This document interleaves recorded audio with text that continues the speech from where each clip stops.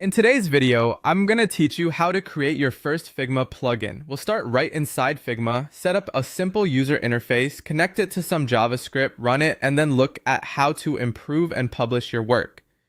First, open Figma and head to Menu, then Plugins, then Development, and choose New Plugin.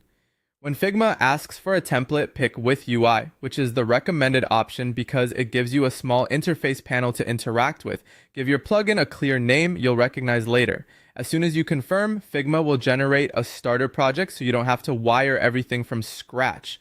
You'll see three key files. The manifest.json holds your plugin settings and metadata like the name and which scripts run.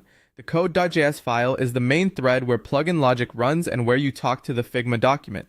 The UI.html file defines what users see and click in your plugin panel. Think of UI.html as the front end and code.js as the back end with messages passing between them. Let's build a tiny interface. Open UI.html and add a simple heading and a button with an ID of btn. In a script tag, attach an onClick handler that uses parent.post message to send a message to the plugin, for example.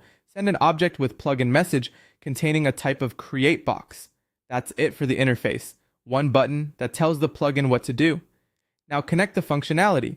In code.js, call figma.showUI so the UI displays, then listen for messages with figma.ui.onMessage.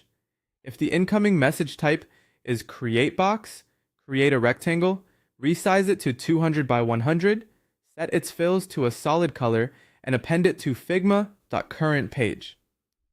That message flow, UI sends, code receives, action happens, is the core pattern you'll use for almost everything. Time to run it. In Figma, go to Plugins, then Development, and select your plugin. The UI panel will open.